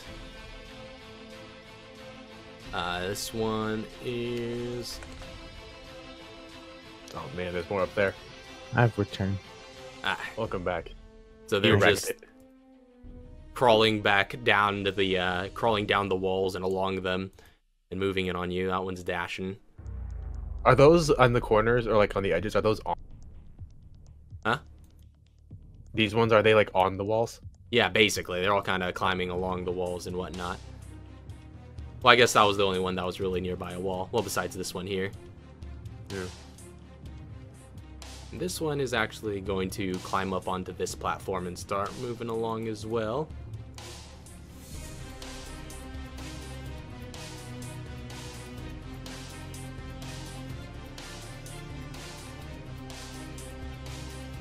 And this one's going to move through this door and get over to you guys, but you were hidden, so it doesn't actually notice you at first. And just goes for Mrs. X with its sort of tarantula legs bared, and it's going to attempt to slam into you with them. Which it is going to fail miserably at. Attempt. As it just like gets to the door and just... and it closes on it, and it just smacks into it with these like claws, or with these feet out, and just like these fillers out, ready to slam into you, and you just shut the door on it and just runs into it.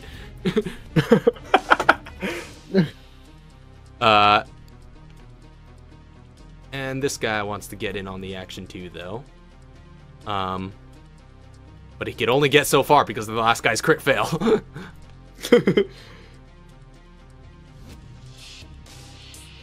And next up's going to be Mrs. X. So do they have to open the door again? Or something? Yeah, that would be basically a free action next time, but... Can I just bonus action hide? All right, make a stealth check. Now they still generally know where you are and gonna try to get through that door if they're gonna come looking for you, but That's fine. 19. 19, you're pretty well hidden. Yep. And then I'm just gonna. Oh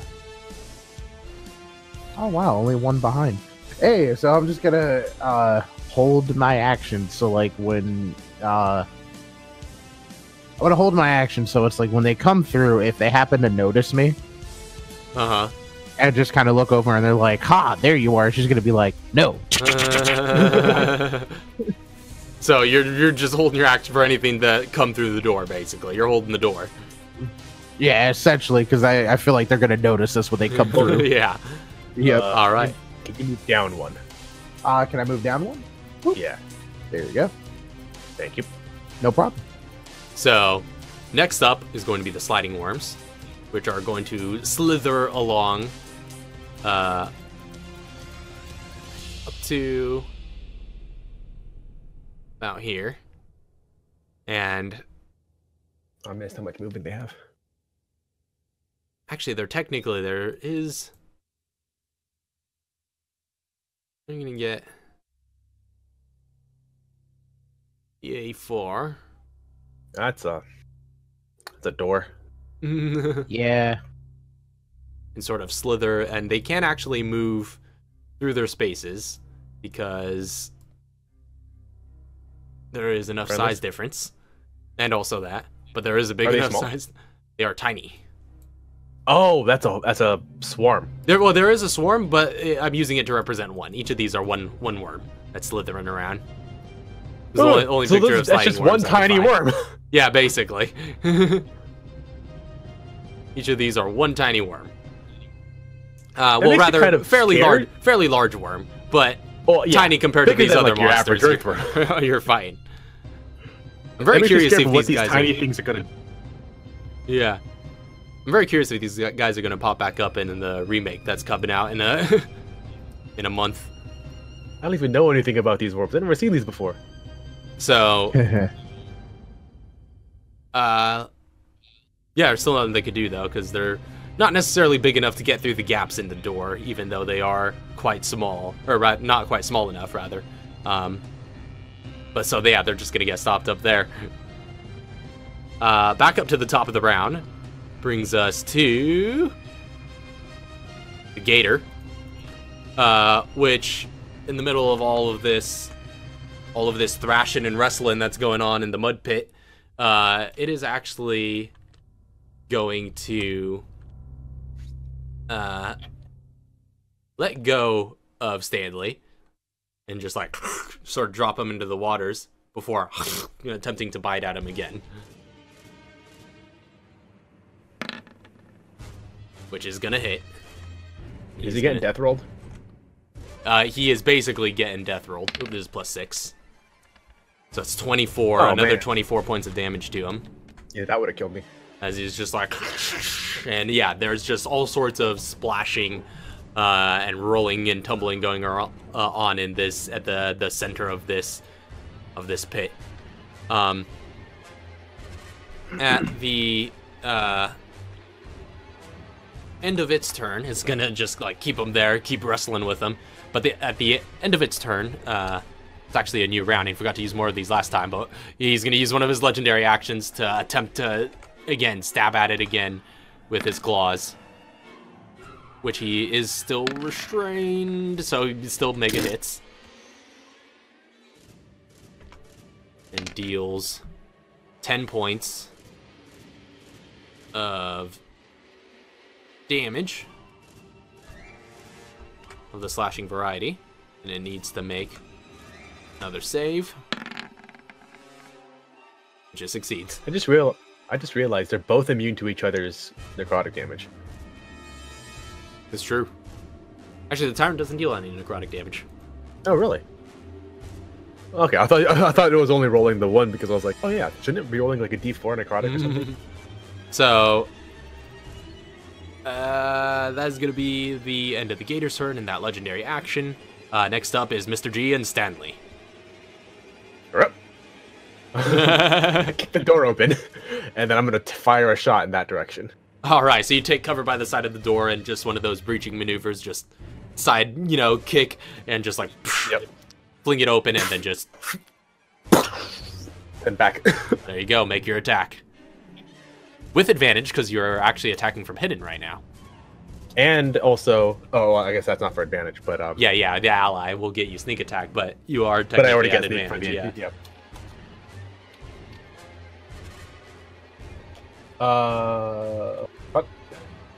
What's my bonus with this dude? Is this with the Muramasa? Okay. This is with the Muramasa, and this is a headshot.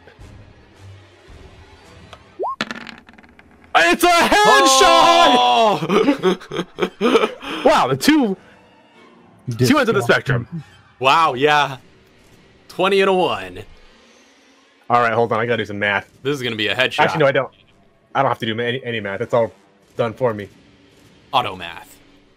Crit. So you just like kick that open, Headshot. and just instantly pop out, take aim, see its eye right in the center of the scope.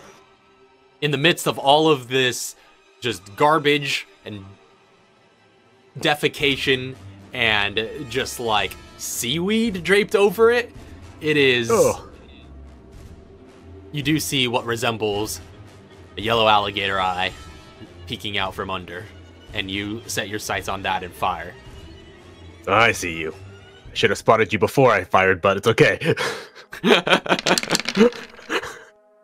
Oh! 82 damage! Whoa. How did we get here?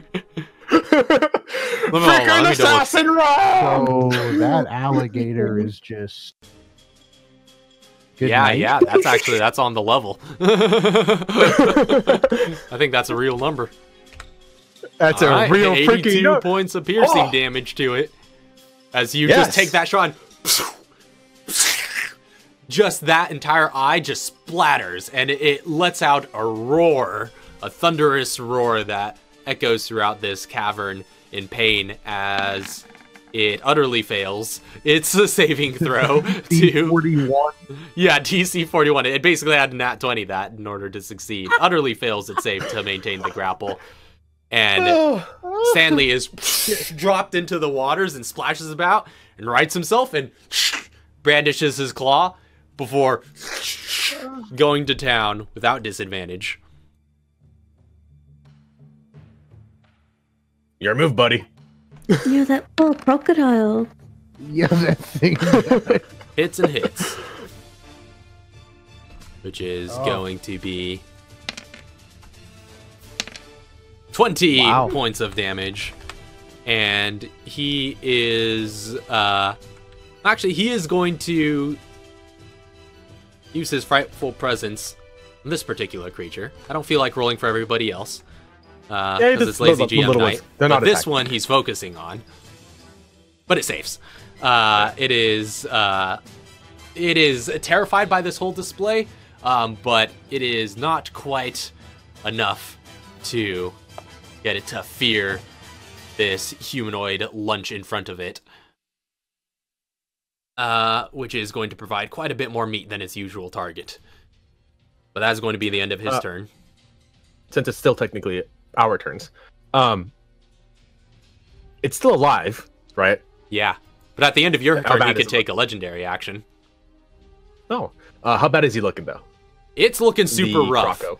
I'm I'm imagining. Because after you took out its entire eye, just a bunch of blood spurting out of that as it let him go, and then he just like, and then just like stuck his claws into its underside as it reeled back, and then just did it again, and is just goring it out, and you see a bunch of guts starting to spill out from it. But he's going to take a legendary action at the end of your turn to do it again. Well, yeah. I'm just gonna spot that one. Which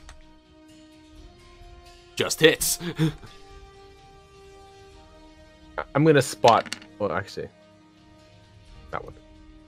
So I guess the question is, how does Lieutenant Stanley want to do this? Wow. 9 points of damage to finish it off. Yeah, man. Shoot it in the eye, or stab it in the eye. Yeah, so after you blasted out one eye, a bunch of blood just pouring out there, and he went forward and gored it from the front. He just like, with one hand, with his like regular human hand, just grabs it by the upper jaw and the lower jaw and just like pulls that open and just like steps on it with one foot to keep it open and gets around, shoves his claw into the eye on the other side and just rips that out before tearing the jaw the rest of the way open and breaking it, cracking it permanently into a more open position. And then just lets its form crash to the ground, or to the waters. Ones better run. That is my favorite scene from Percy Jackson's King Kong. Oh yeah, man. And he is just drenched in just muck and blood right now. So, but for him to have used his legendary action there, he didn't get to use his movement on his turn, so he's remaining there. No. But in the meantime, web spinners are up, and this one's gonna pop through. Zoop. After you kick open the door. Oh, stab it! Bye. You're holding action. Yes, I am. I'm gonna just, with the karambit, come in and just... All right. Make your attack roll with advantage. Let's see. Oh! Oh! Oh, it's so dead! Oh my! It's so dead! Not necessary, but that is to say, the damage isn't going to be necessary. But let's see a roll. Let's see a roll. Oh, let's see what it is. I was curious to how much agent you have. Because technically, I'm sure, you know, The minimum. well, I'm sure theoretical physicists will tell me it is possible to not kill it right now. Actually, no. Wait. No, yeah, theoretically it would be. Theoretically. Yeah, but that reality is not this one, because you just like just slash out its legs with that karambit and just reduce it to a pile as you and see some of that poison seeping out of it from the wounds before you just pull back upon seeing that. This thing is toast. But being none the wiser, this one's coming through. And bonus action. being that it's your held action, you do get your full action. So don't you have a multi-attack? Yes, I do. So you can make another attack. Oh, kill it! Kill it! With advantage. Oh, yeah, true. Still part of your whole coming out of hiding. But either one hits, so go ahead and roll your damage. Roll high, you can still kill it. That's right, because sneak attack doesn't apply to this one, right? No, you get that once a turn. Okay. Oh, right, you're right. Once a turn. So that's 12. Yeah. All right. So you cut that one, just open up a wound that brings out some of that sort of poisonous liquid.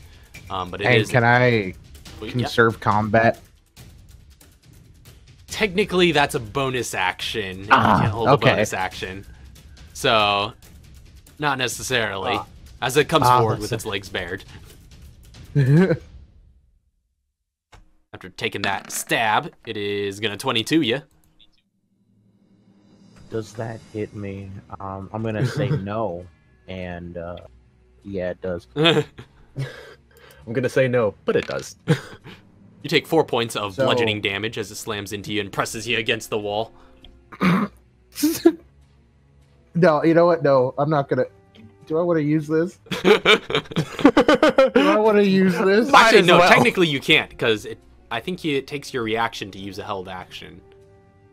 Wait. Does it? You're right, it does. It does. Okay. That sucks. Oh man. Oh well. That's okay. Oh well. It's not that you need it, but right. That was good though. And next up, though, is going to be your turn. So you get that action right back, actually. So she's just no. Advantage. You don't have advantage anymore. Oh no. Yeah, that was from being hidden. That was from being hidden. Yeah, and you're being fully hidden. revealed now. Okay. So 13. All right, that still hits though. Yeah, still hits. Okay. Which is insane. You can't miss unless you naturally fail. 13. That was against the slashing same with the karambit. target. Yeah. That thing just you slice at it and it just like goes limp, and then just splays out on the floor in front of you. I hope those things don't bite us. And then I'm gonna have her move. I'm gonna have her move here. All right. Actually, no. Can I have her get to the door, or like go over to the door, like come out, attack the one on the ground over there, and then come back in? Oh yeah, you got more than enough movement to cover that. Okay, yeah. So I'll use the extra attack for that one. Also, I forgot that these ones up here are no longer stunned, but that's okay. We'll just let them stay there, but I'll remove the stun markers here. Oh yeah, that's right. So yeah, 20, 29. Mega hits. 12. You go out and see this big old worm on the floor and just skewer it like a kebab and just go back out. And it's unmoving after that. And I'm gonna move forward, and then I'm gonna bonus action conserve combat. Oh right. And 13. Still hits. The 12. And so it is again with this one, just like you just and are just walking along, just skewering, just stomping out these worms along the ground. And then afterwards, I'm just gonna come back in here, and then actually looking at it, I forgot to move all of the other web spinners, actually. So let me just really quick make up for that, though, because I think they're just going to use all their movement just playing catch-up. Yeah. actually, yeah, they're gonna get back. We'll go ahead and dash them up to here, but we'll say that happens kind of after you fall back, just to sort of retcon it, and they're not able to have any interaction with you. And I'll go ahead then move this one up then. But they're closing it. Free action, close the door. Sure, but you close it for now. I'm gonna have to open it. Next up is going to be I think I'm up worms, next. Oh, worms. which are going to start closing in. I think it just used 25 feet, so it can only get about that far.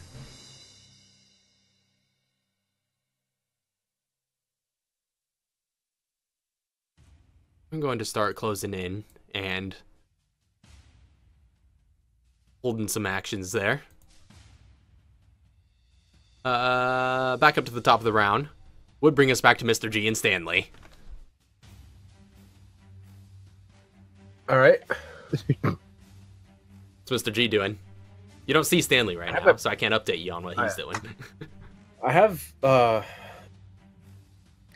so to switch a weapon, the dropped weapon I have currently and pull another one out. Mm-hmm.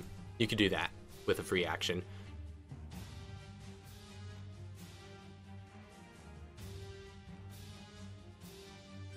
Are you going to? I'm checking my ammunition. I am not. I'm just gonna just gonna take a step back and just shoot that spider right up front. Okay, I trust you kick the door back open as you do. Yeah. Boop. Bam. All right. As you peer through the open doorway, you do see Lieutenant Stanley, victorious over the alligator, just standing in the middle of the muck and dirtied waters, just breathing heavily there, before slowly turning, looking over his shoulder at the horde of spiders gathered in front of you. He's just gonna... Oh, no. Just like Just scary tyrant walk coming up these stairs. Actually, I'm gonna conserve my ammunition. Yeah. I freely end my turn to give him a legendary action. 20. I pick my rifle back up. Oh no, I didn't drop it. I'm gonna use my action to reload. 8 points of damage to that one. And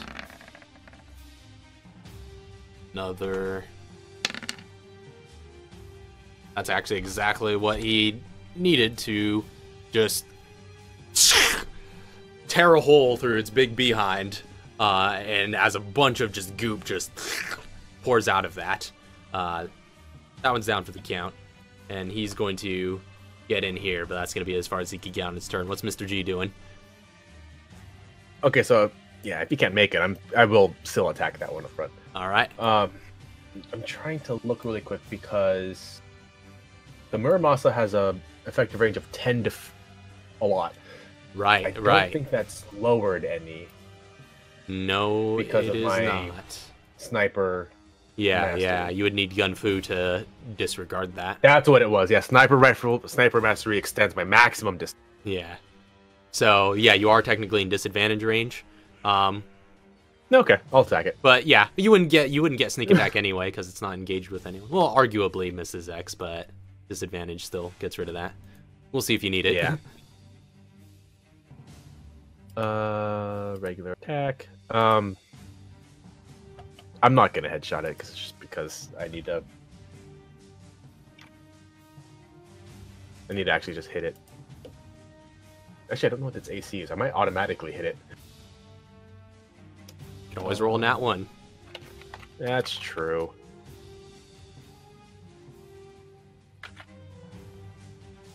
Nope, that's a 14, not a 13. 16. Hits. Hey. That's the one that I have spotted. You did? Yeah, I spotted it at the end of my last round. Oh, right. Sweet. So you do get some damage on that. A little bit extra. A little bit extra. Just Every little bit counts. No sneak attack. No sneak attack. An extra d6 for spot.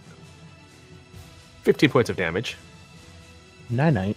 All right. So you just like, as you put one round into it and see a little bit of a spatter, but it is still coming towards you. Oh, come on. And you didn't roll too well, to be fair. Look at those. I didn't. Oh, that's a 2 on a d10. Bonus action. Oh, I can't get through them, huh? You can try. There is a little bit of a path. Oh, that's can I go true. that He's way? kind of blocking the door. That's right. That's what I mean. Yeah, it's true. You wouldn't be able to Question. get through them. What? Medium-sized creature? Yeah. Would it be an action to try to acrobatics my way through it?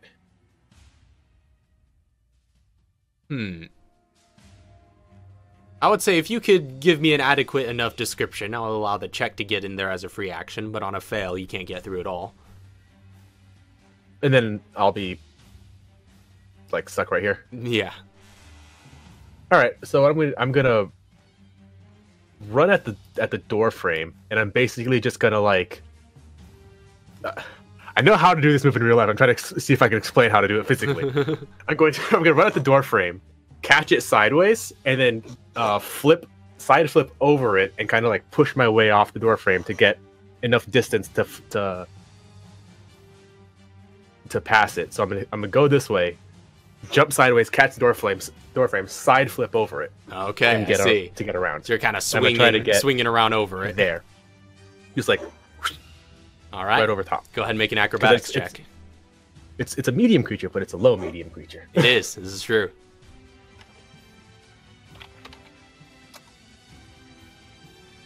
Just straight. Yep. Straight acrobatics. 22. Hot dang.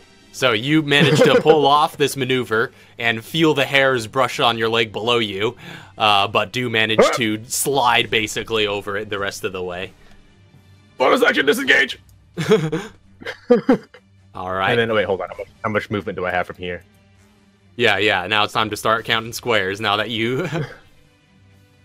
That's true. You are 2 size categories different from those worms, so you can just walk right through them. I thought those were dead. No, they're over the X. But yeah, you still managed to get through them. Bonus action, disengage. That actually just makes it more confusing. I flipped that one, but That does that's make it a just little a bit more tangled. confusing. I'm sure that's some Lovecraftian thing going on right there. I was gonna say that is some metal band's logo. Yeah. Somewhere. All right, so that's your turn. Yeah. All right. And I believe at the end of your turn, he good lieutenant can get in one of his legendary actions on one of these worms here. Going for the one below him, Please. which just hits.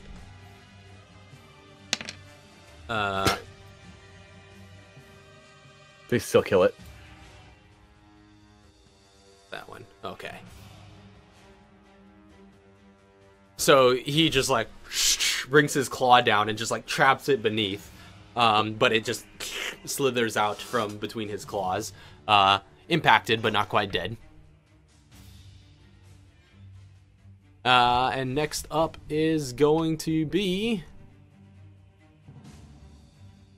the web spinner's turn. So this one is going to come through here and attempt to take a swing at Mrs. X, while this one over here is going to start moving towards this newfound target. And oop, that's not what I want to do.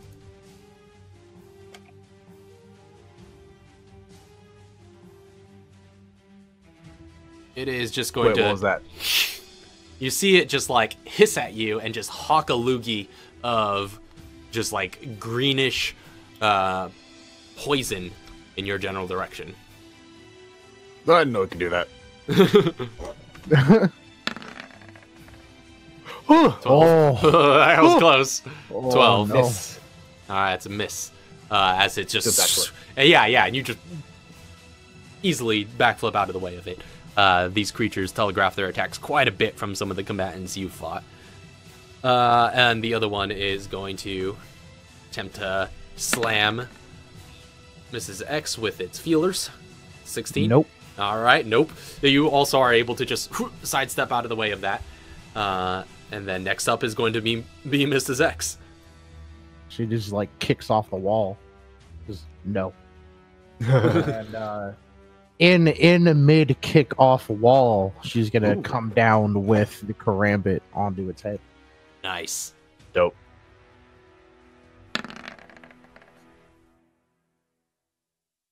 Hits. 15.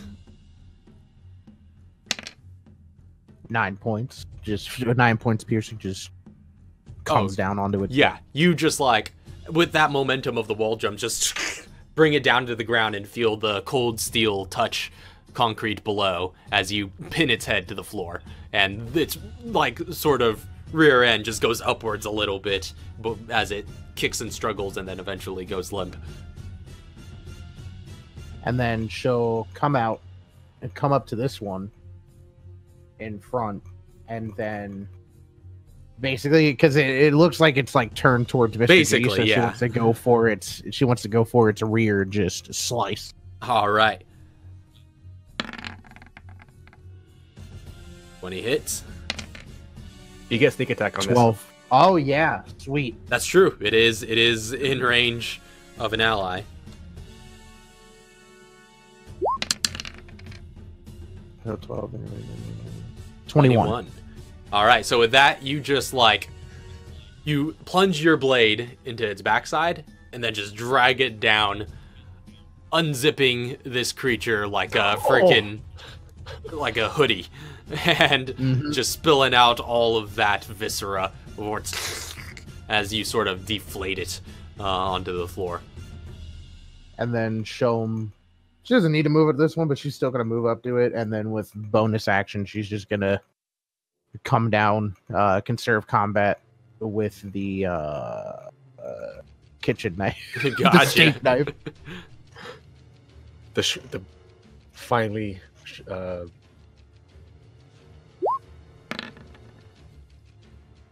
It's 8 points, just shing. just cut off the head, clean. And then after that, she's just like finger guns to the both of you. Just, hey, to take out that last one. And with that, I don't even see it. yeah, amidst all the other just dead worms on the ground. But with that, Stanley nods to you and uses his legendary action off of your turn to make an attack against it. Which hits. And I don't need to roll because this thing has 2 hit points left. So he just stomps it out and just grinds his heel into it as that sliding worm goes limp.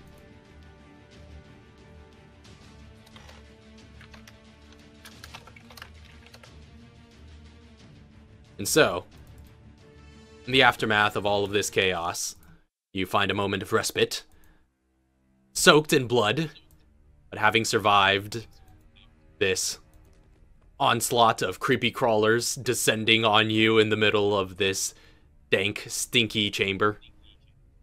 And your blood-soaked tyrant ally just exchanges a look at the both of you and just nods. You're useful. Holding his side, but still standing.